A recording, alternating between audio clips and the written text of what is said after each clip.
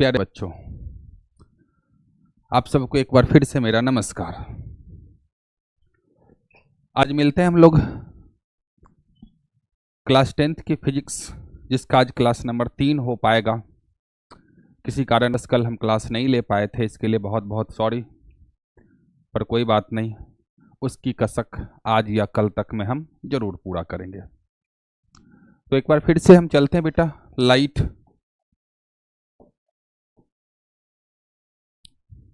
प्रकाश। हम पिछले 2 क्लास में क्या क्या पढ़े थे बेटा? प्रकाश के बारे में पढ़े थे, प्रकाश के अपवर्तन के नियम को पढ़े थे, प्रकाश के परावर्तन के नियम को पढ़े थे, समतल दर्पण में कुछ न कुछ प्रतिबिंब निर्माण की प्रक्रिया को हम लोग पढ़े थे। आते हैं हम लोग बेटा आज उसी कड़ी में दूसरा नंबर बेटा कौन सा? गोलीय दर्पण। अवतल उत्तल को लिखने से पहले क्या लिखते हैं बेटा?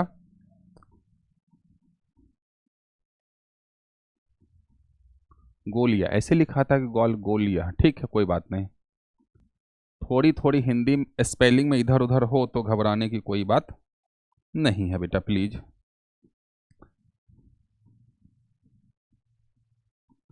स्फेरिकल मिरर्स,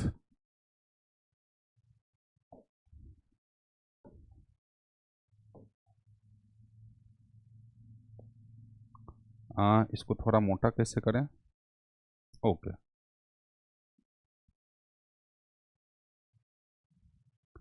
चलते हैं बेटा। स्फेरिकल मिरर 2 प्रकार का होता है, होता तो बहुत प्रकार का है, पर हमारे सिलेबस में 2 प्रकार का पढ़ना है। एक कौन सा बेटा?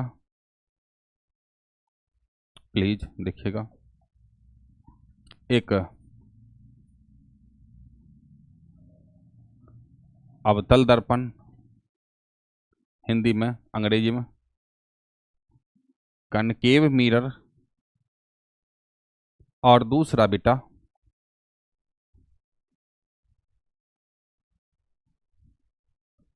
उत्तल दर्पण, कन्वेक्स मिरर।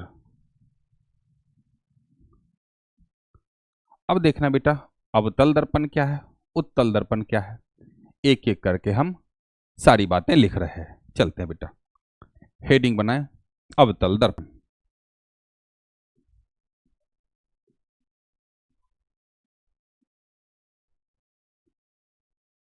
अवतल दर्पण,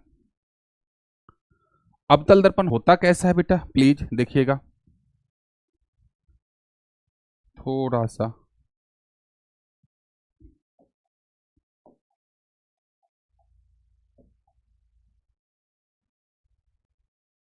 इस तरह से।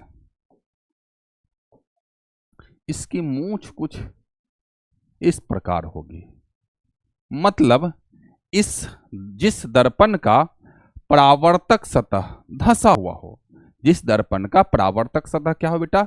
धंसा हुआ हो, वो क्या कहलाएगा बेटा? अवतल दर्पण। मतलब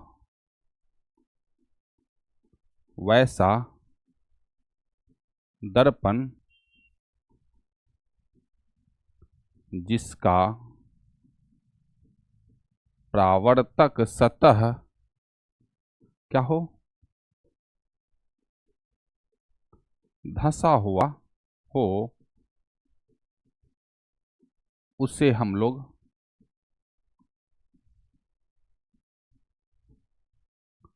अवतल दर्पण कहते हैं। अगेन, उत्तल दर्पण किसको कहते हैं बेटा? जिसका परावर्तक सतह क्या हो? उभरा हुआ हो, ऐसा वाले को हम लोग क्या बोलते बेटा? उत्तल दर्पण।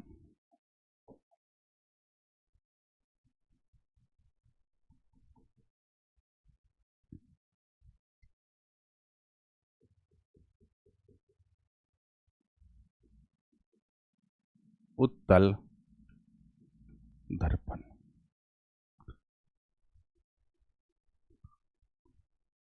वैसा दर्पण जिसका परावर्तक सतह उभरा हुआ हो, कॉमा उसे उत्तल दर्पण कहते हैं। समतल दर्पण किसको कहते हैं बेटा? वैसा दर्पण जिसका परावर्तक सतह समतल हो, है ना। चलते हैं हम लोग एक एक करके और आगे बातें में। कुछ लिमिटेशंस है रे ऑप्टिक्स, प्रकाश पढ़ने के लिए बेटा हमारे पास कुछ ना कुछ लिमिटेशंस है। थोड़ी सी लिमिटेशंस को देखेंगे।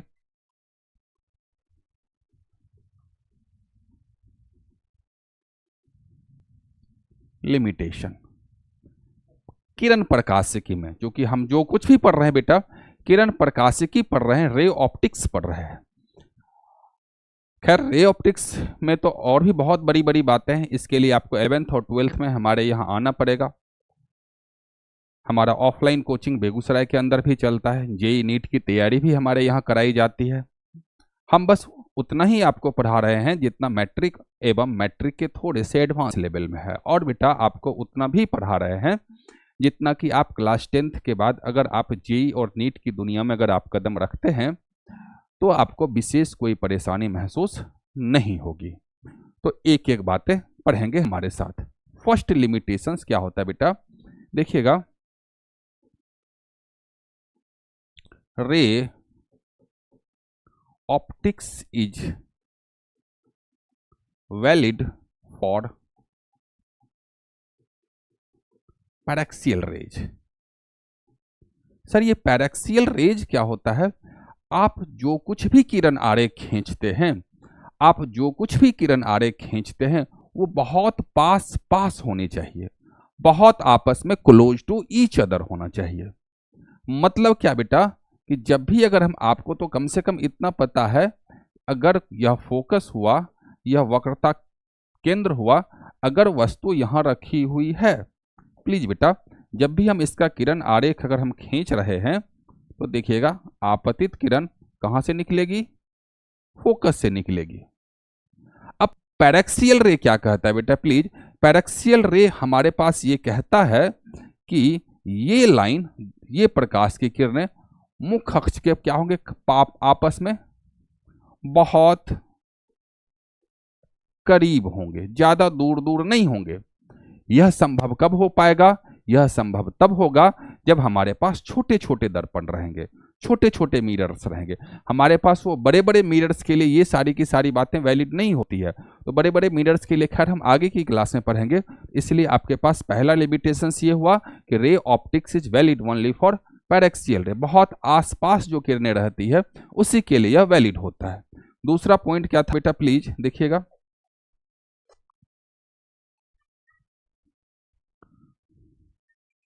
हमारे पास जो दर्पण या लेंस, दोनों बातें, क्योंकि हमको दोनों भी पढ़ना है। क्या बेटा?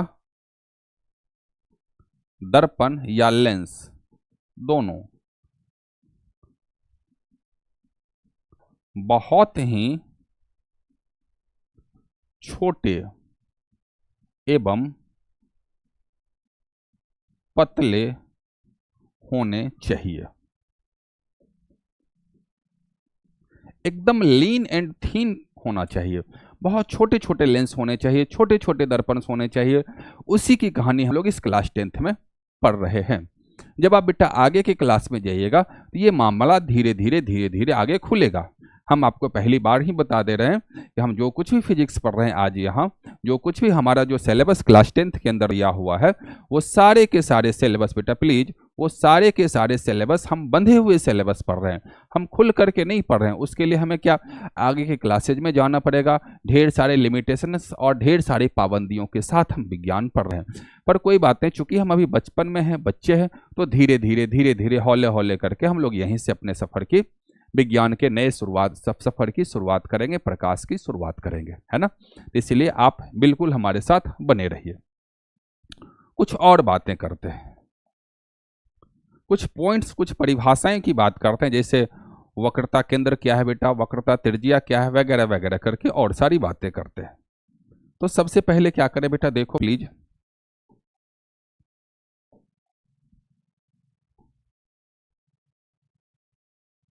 हाँ गोला आ गया।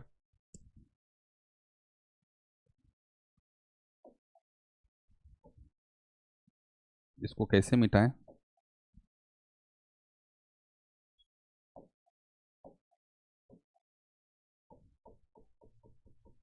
इसको थोड़ा सा कल मिटाते हैं बेटा प्लीज।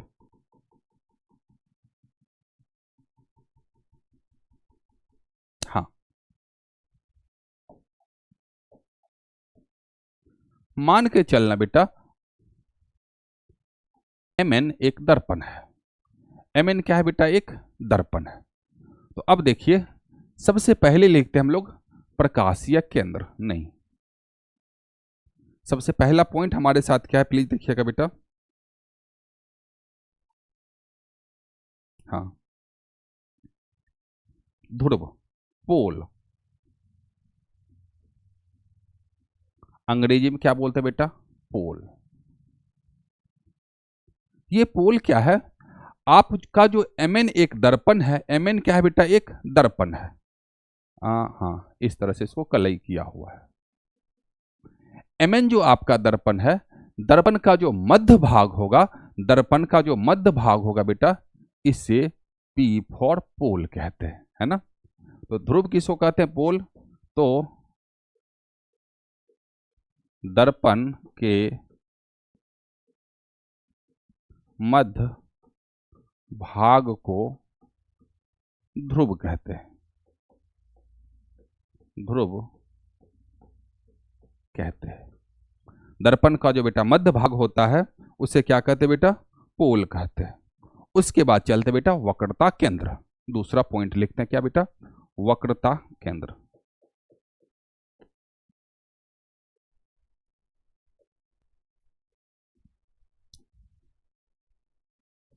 वक्रता केंद्र, ये वक्रता केंद्र क्या है कि दर्पण जिस गोले का भाग है, दर्पण जिस गोले का भाग है उसका जो केंद्र होगा, सेंटर होगा बेटा, वही वक्रता केंद्र होगा। तो क्या लिखे बेटा? दर्पण, दर्पण जिस गोले, गोले से अच्छा है खोखले गोले, क्या बेटा? दर्पण जिस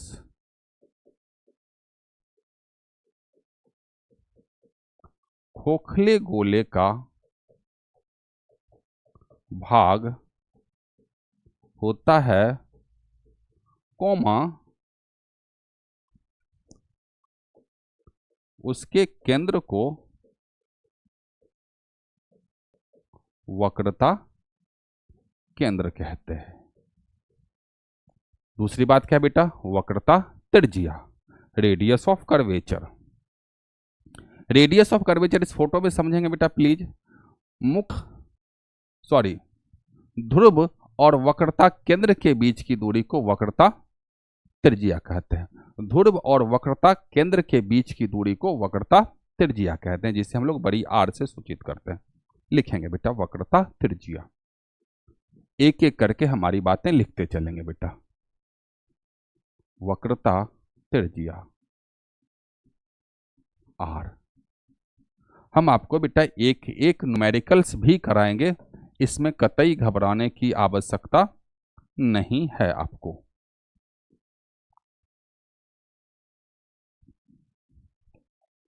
क्या लिखे बेटा? हाँ, दर्पण के ध्रुव और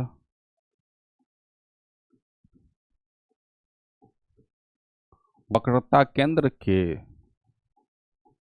बीच की दूरी को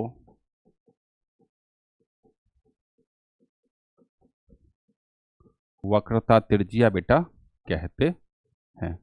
ये सारी की सारी बातों को एक बार कम से कम जब भी हम लोग लाइट पढ़ें या जब भी विज्ञान पढ़ें तो हम सबको ये सारी की सारी बातें एक बार समझनी पड़ती है ना। तो इसीलिए बेटा घबराने की आवश्यकता बिल्कुल नहीं है। इसको वक्रता त्रिज्या कहते हैं। उसके बाद आते बेटा फोकस दूरी या फोकस।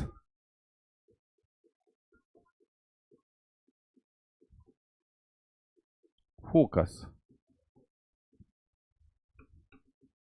फोकस अपने आप में कमाल का चीज है। देखिएगा प्लीज बेटा, अगर यह दर्पण है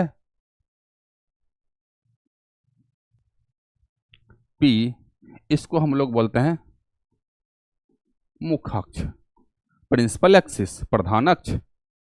ये हो गया क्या बेटा C, और इसके बीच में कहीं होगा क्या P, वो अलग, सॉरी इसको बोलते हैं बेटा F, फोकस दूरी F। फोकस बिंदु को हम लोग क्या बोले, F बोलते हैं बेटो। इससे क्या बोलते हैं बेटा, फोकस। अब वो बाद में हम चूंकि पढ़ेंगे, यह फोकस जो होता है बेटा, ये P और C का मध्य बिंदु होता है दर्पण के केस में, वो बाद की बात है। पर हमको अभी ऐसा पढ़ना है कि फोकस जो होता है बेटा, ध्रुव और वक्रता केंद्र के बीच की कोई चीज होती है। वो कैसी चीज होती है बेटा, प्लीज देखिएगा कि जब मुख्य अक्ष के समांतर प्रकाश की किरणें आती है, वह दर्पण से परावर्तन के बाद जिस मुख्य अक्ष को जिस बिंदु पर काटती है, वह क्या कहते, उसे क्या कहते हैं बेटा, फोकस कहते हैं। तो लिखेंगे क्या,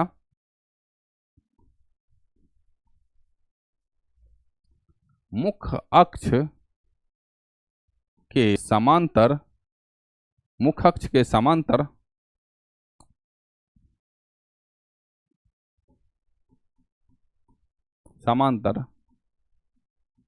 चली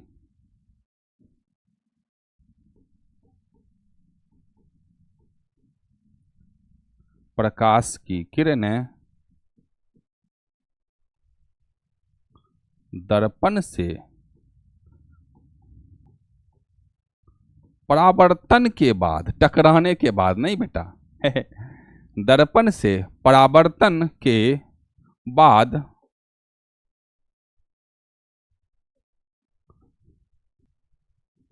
मुख्य अक्ष के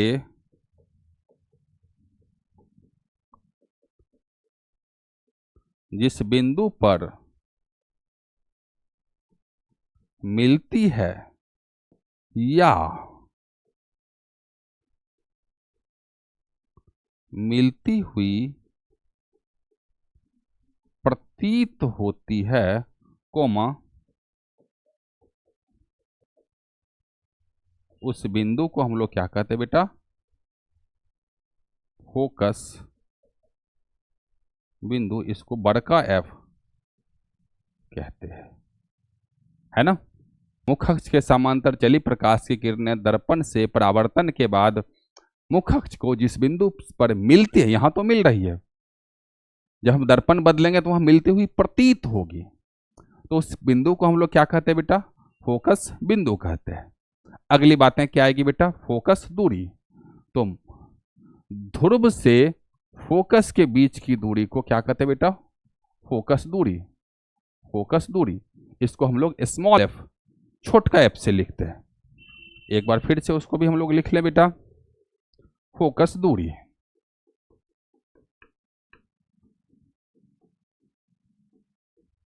फोकस दूरी छोटका f, है ना। तो फोकस बिंदु F एवं ध्रुव P के बीच की दूरी को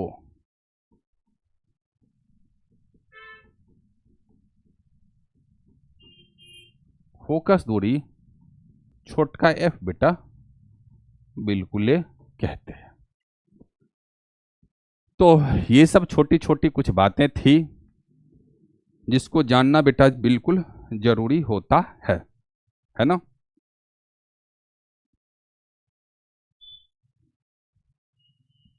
बिल्कुल जरूरी होता है। अब देखते हैं बेटा उत्तल दर्पण और अवतल दर्पण में फोकस दूरी, है ना। देखिएगा प्लीज, थोड़ा सा बोर्ड को हम पार्टीशन कर लें। किसमें, अवतल दर्पण, और ये उत्तल दर्पण। आपके एग्जामिनेशन में एक प्रश्न और भी आता है बेटा, उत्तल दर्पण एवं अवतल दर्पण में अंतर स्पष्ट करें। खैर उस सवाल को भी हम बड़े प्रधानता से लेंगे, उत्तल दर्पण और अवतल दर्पण में अंतर क्या क्या होता है। पर पहले कम से कम थोड़ी थोड़ी बातें हम और पढ़ लें। हम सबसे पहले फोकस दूरी की बात करते हैं, फोकस की बात करते हैं। जब मुख्य अक्ष के समांतर प्रकाश जो चलेगी वो जिस बिंदु पर मिलती है, देखो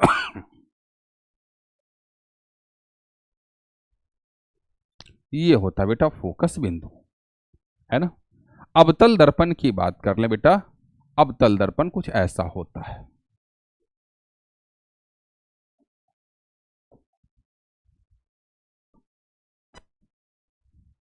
मुख्य अक्ष के समांतर चलेगी प्रकाश की किरणें, अंदर तो जा नहीं पाएगी, अंदर तो जा नहीं पाएगी, तो क्या हो जाएगी बेटा, इस तरह से ऐसे वापस हो जाएगी, है ना।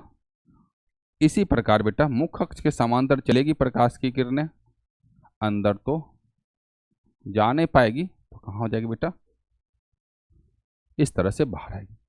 इसका फोकस क्या होगा बेटा, ये होगा दर्पण के पीछे। तो अवतल दर्पण का फोकस दूरी, अवतल दर्पण का फोकस दर्पण के सामने होता है और उत्तल दर्पण का फोकस दर्पण के पीछे होता है। एक पॉइंट और लिख लेंगे बेटा, क्या कि नोट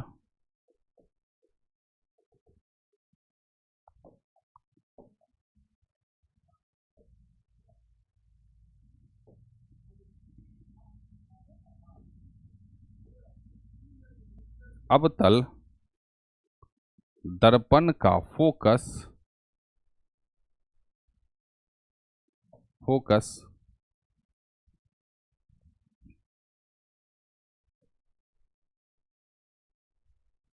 दर्पण के सामने होता है। एक एक बात आप अपने नोटबुक में लिखते चलिएगा। और इधर नोट क्या लिखेंगे बेटा, उत्तल दर्पण का फोकस बिंदु क्या होता है बेटा, दर्पण के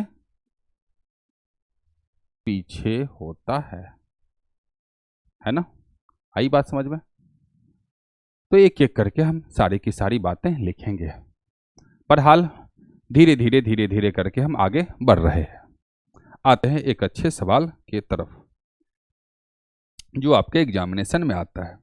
किसी गोलीय दर्पण की फोकस दूरी और वक्रता त्रिज्या में संबंध बतावें। आपके एग्जाम में सवाल पूछे जाते हैं, है ना। प्रश्न है बेटा, इसको इंपॉर्टेंट करते हैं।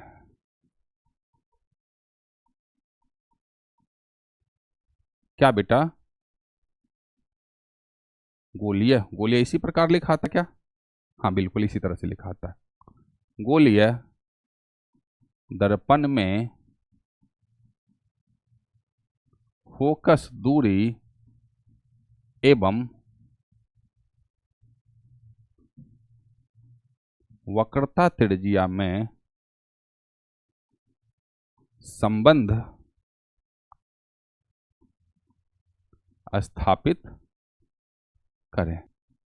या तो ऐसा सवाल पूछेगा बेटा, या आप ही से दूसरा सवाल क्या पूछेगा, या अथवा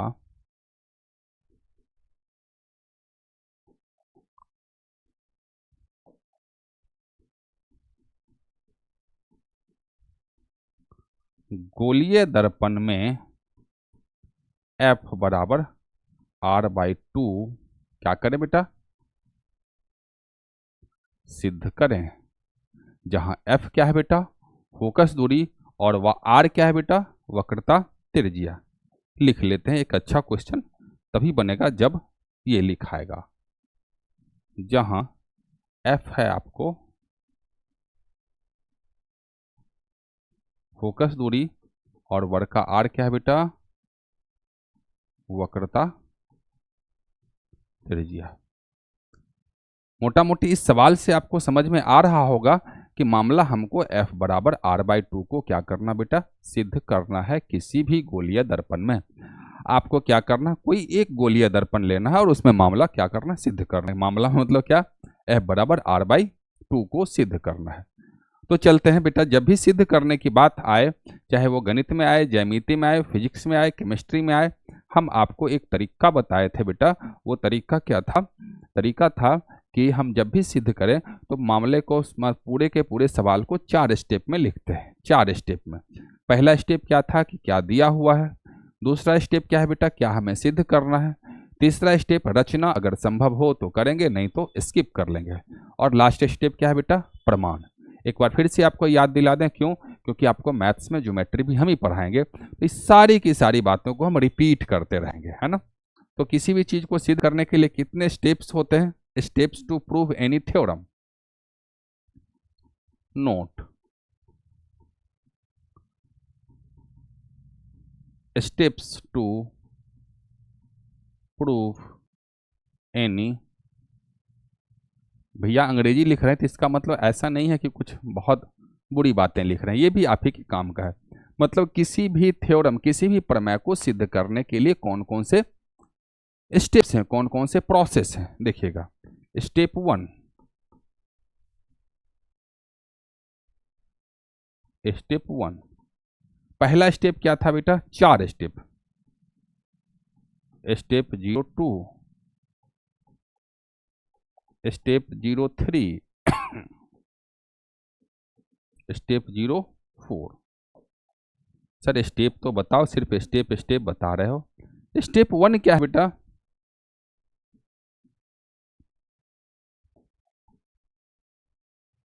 क्या दिया हुआ है,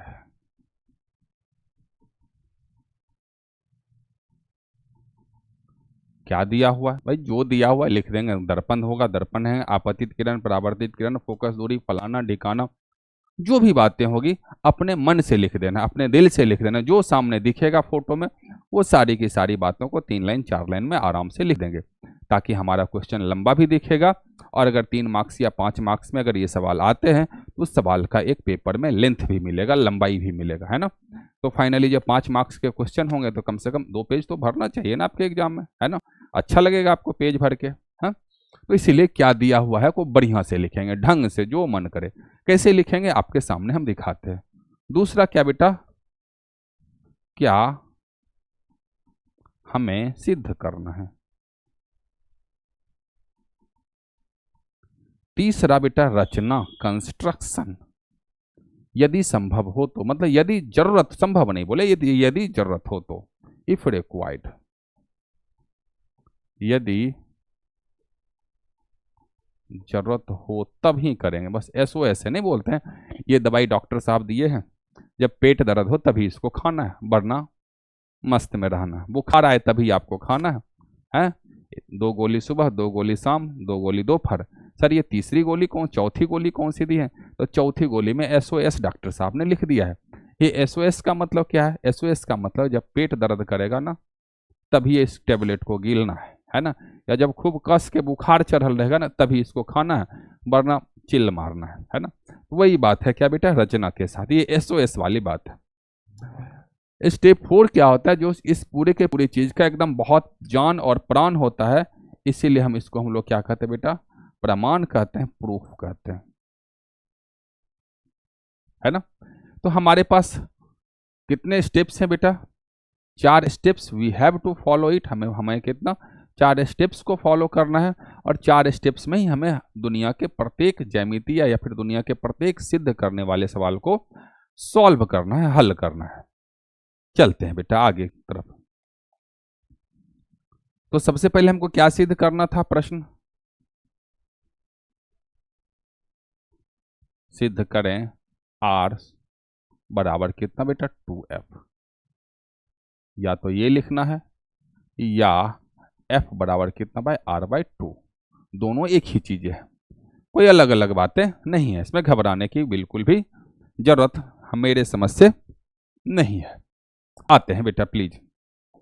तो सबसे पहले क्या करें हम लोग, एक दर्पण बनाते हैं, चलो मन दर्पण बन जाइए, दर्पण बनाते हैं। हमारा फोटो कंस्ट्रक्शन तो थोड़ा सा गड़बड़ है, आप अपने एग्जामिनेशन में अच्छे अच्छे दर्पण बनाइएगा, है ना।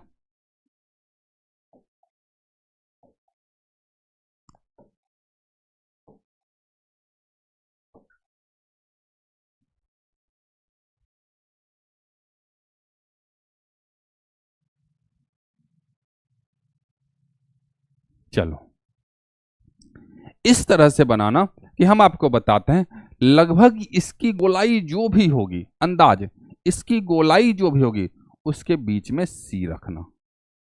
उसके बीच में क्या रखना बेटा? सी रखना। और इस दोनों के लगभग बीच में हम लोग क्या रखेंगे बेटा? एफ रखेंगे। यहां क्या रखेंगे बेटा? हम लोग सी रखेंगे और यहां क्या होगा? एफ होगा। हम क्या करेंगे? मुख्य अक्ष के समांतर प्रकाश की किरणें चलाएंगे और उसको कहां तक पहुंचाएंगे बेटा? फोकस से सीधा सीधी गुजार देंगे। चलो बेटा मुख्य अक्ष के समांतर चलाते हैं एक प्रकाश 2D फिगर्स।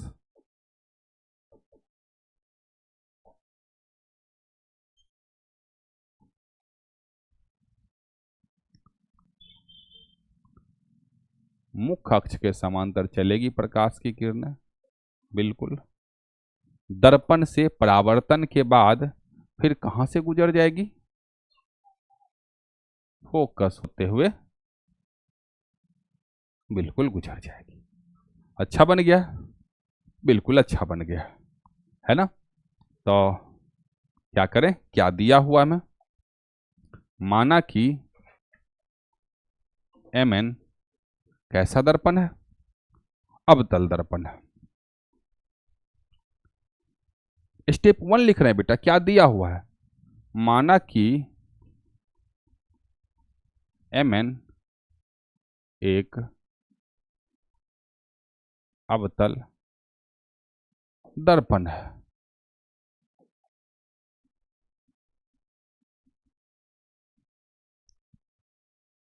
जिसका ध्रुव क्या है बेटा?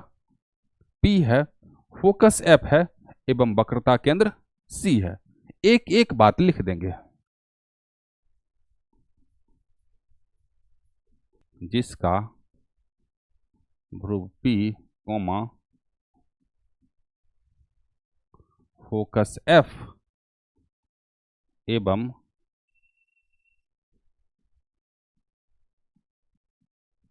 वक्रता केंद्र C है। ये सारी बातें हो गई। तो फोकस दूरी आपको बताए थे, छोटका F क्या होता है? छोटका F बेटा क्या होता है?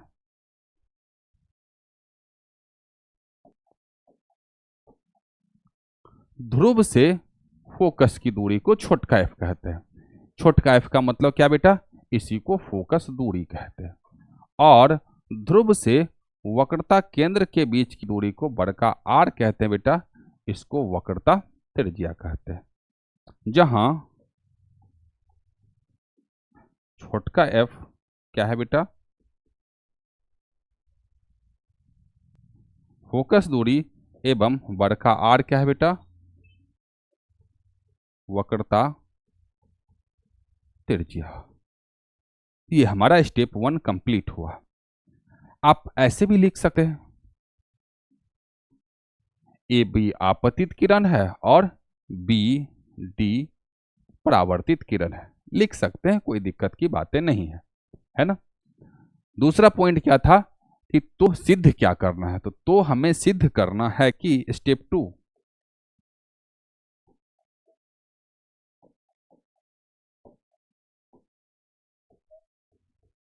तो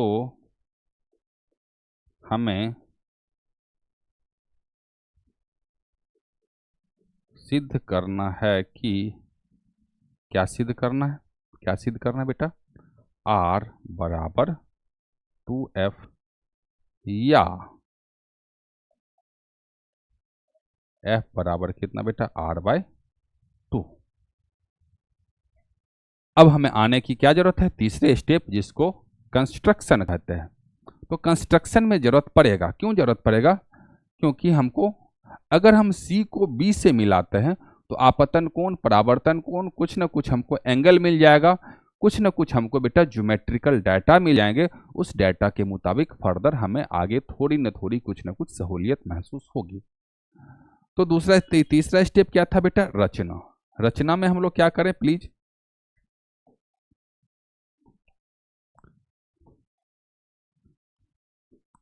तीसरी बात है रचना। रचना में है बेटा C को B से मिलाया।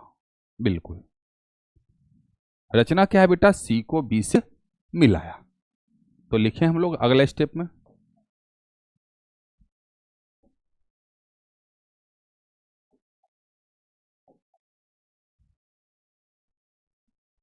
रचना। सीबी को मिलाया। एक बार जब सीबी को आपने मिला दिया, थोड़ा सा पीछे चलते हैं बेटा, इसको क्या बोलेंगे? आपतन का कोण, और इसे परावर्तन का कोण, है ना? आपतन का कोण और परावर्तन का कोण। तो हमको पता है परावर्तन के नियम से आपतन का कोण और परावर्तन का कोण आपस में बराबर होता है। चलते हैं बेटा प्लीज नेक्स्ट स्टेप, प्रमाण, प्रूफ। और ये इस पूरे कड़ी का जान और प्राण होता है कौन बेटा? प्रमाण। तो लिखिएगा क्या कि कोण आई बराबर कोण आर, किससे? प्रकाश के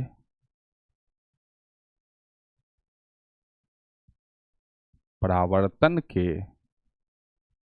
नियम से। कुछ और बातें, चूंकि हमको फोटो की बार बार जरूरत पड़ेगी तो हम इसको बार बार बैक करते रहेंगे।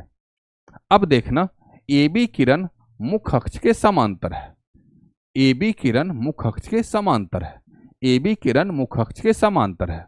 जखने दो किरण आपस में समांतर है और सीबी त्रियक छेदी रेखा है। सीबी त्रियक छेदी रेखा है। कोण आई किसके बराबर हो जाएगा? कोण आई इसके बराबर हो जाएगा। अब देखिएगा त्रिभुज सी एफ बी में, त्रिभुज सी एफ बी में आधार पर के कोण क्या है? समान है। आधार पर के कोण समान है। यहां लिखना पड़ेगा बेटा क्या?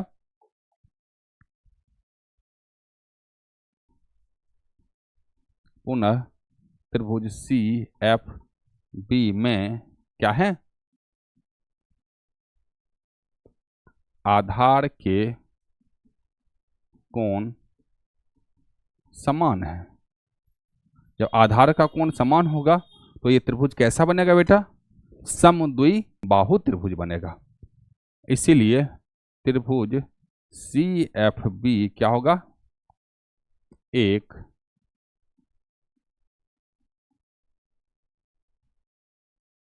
समद्विबाहु त्रिभुज होगा। और समद्विबाहु त्रिभुज में हम क्या जानते थे बेटा? बराबर कोणों के सामने की भुजा बराबर होती है, या आधार पर के कोणों के सामने की भुजाएं बराबर होती है। इसीलिए बराबर कोणों के सामने की भुजा बराबर होगी। पहले चेक करो बेटा, बराबर कोण है कौन कौन? बराबर कोण आई, आई के सामने की भुजा कितना बेटा? B F. B F I के सामने की भुजा बी एफ, और इस आर, सॉरी हाँ, इस आर के सामने की भुजा कितना बेटा? C F. बी एफ और सी एफ आपस में बराबर होंगे। इसीलिए बी एफ बराबर सी एफ। जब बी एफ बराबर सी एफ आ गया, आपको यहीं पर एक रे ऑप्टिक्स का अप्रोक्सीमेशन यूज करना है। कौन सा? कि ray optics is valid only for the paraxial ray. याद करो बेटा, ray optics is valid only for paraxial ray. Ray optics तभी वैलिड होगा जब आप सभी किरणें बहुत पास पास होंगे। रे ऑप्टिक्स तभी वैलिड होगा जब आपके दर्पण या लेंस छोटे छोटे होंगे, है ना? तो यहां लिखना पड़ेगा कि रे ऑप्टिक्स या फॉर पैरेक्सियल रे या रे is valid only for paraxial रे। या हिंदी माध्यम वाले छात्र क्या लिखेंगे? इसको नहीं लिख करके हिंदी मीडियम में क्या लिखेंगे? यदि, क्या लिखेंगे बेटा? यदि में बिंदु B और बिंदु P आपस में क्या हो बेटा? पास पास हो। क्या होगा बेटा? बिंदु B और बिंदु P आपस में पास पास हो। यदि बिंदु P एवं B पास पास हो। कैसे? क्यों पास पास हो? क्योंकि हमारे पास अप्रोक्सीमेशन सही ऑप्टिक्स में है कि अगर हमारे दर्पण बड़े होंगे, लेंस बड़े होंगे, तो हम इस किसी भी फॉर्मूले का इस्तेमाल नहीं कर पाएंगे। बेसिकली हम इस कोई मेथोडोलॉजी, कोई मेथड का ही इस्तेमाल नहीं कर पाएंगे। तो सर इस मेथड का इस्तेमाल कब करेंगे? जब बेटा हम लोग हायर एजुकेशन में जाएंगे, तब जाकर के ये मामला धीरे धीरे हौले हौले सीधा होगा। आपको पता होना चाहिए बेटा कि हम जो क्लास 10th या 11th या 12th की जो फिजिक्स पढ़ते हैं, वो फिजिक्स बहुत ढेर सारे जंजीरों में बंधा हुआ फिजिक्स है, ढेर सारे लिमिटेशंस के अंदर बंधा हुआ फिजिक्स है। जब आप इंजीनियरिंग या मेडिकल वगैरह कुछ आगे के स्कोप्स वगैरह में जाइए, आगे के कॉलेज, बड़े बड़े कॉलेजेस में जाइएगा, तब जाकर के आपको धीरे धीरे करके आपके हाथ से बेड़ियां, फिजिक्स के हाथ से बेड़ियां और कड़ियां धीरे धीरे हटाई जाएगी। इसलिए बेटा आप चूंकि हम लोग नन्हे मुन्ने राही हैं, तो हम लोग धीरे धीरे फिजिक्स को पढ़ने की शुरुआत करते हैं। खैर हम अगले 2 या 3-4 मिनट में हम क्लास को खत्म करेंगे। लेकिन हाँ, अगर आपको इस F बराबर R/2 को प्रूफ करने में अगर दिक्कत होगी, तो हम बिल्कुल आसान भाषा में धीरे धीरे हम आपको बताएं। वीडियो को एक बार क्या करेगा, थोड़ा सा 5-7 मिनट पीछे करेगा, फिर वहां से चलने दीजिएगा, देखिएगा आपको जरूर सीख लीजिए मिल जाएगी। जब अगर ऐसा हो जाए, ये दोनों बिंदु आपस में पास पास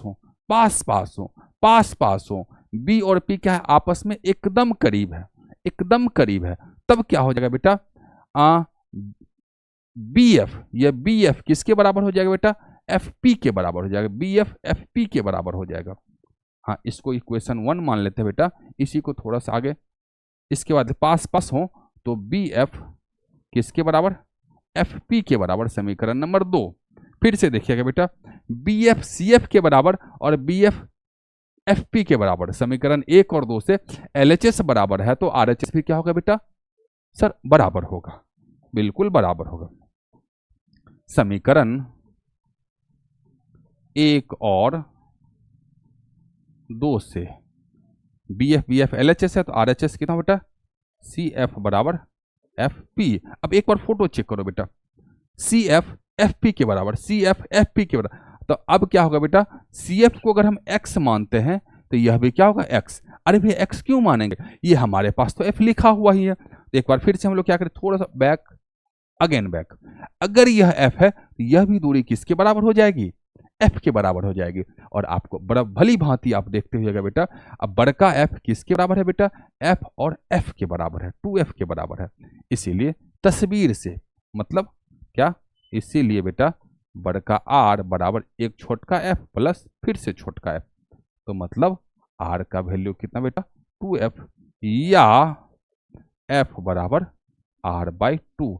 इस दोनों में से जो भी आपको प्रूफ करने का रहेगा, आप यहां से प्रूफ करिए, और एकदम चमचमाते हुए, एकदम ढोल बजा के, धूम मचा के अपने बोर्ड एग्जामिनेशन में 5 मार्क्स हंसोत लीजिए, बटोर लीजिए। चलिए बेटा, अगला दिन हम मिलते हैं कल। आप जरूर इस चीज को रिवीजन करिएगा। आपको पता है बेटा कि अभ्यास हर कला की जननी होती है। जब जब व्यक्ति ने अभ्यास करना शुरू किया है, तब तब उस व्यक्ति के पास हर कला का मालिकाना हक उससे मिला है। तो हमको भी बेटा ये सब सीखने में बहुत मेहनत करना पड़ा है, बहुत रिवीजन करना पड़ा है। सर हम बार बार भूल जाते हैं बेटा, आप जितनी बार भूलते हैं उससे कई गुना बार हम स्वयं भूल चुके हैं। हम कई बार खुद गलती कर बैठते हैं।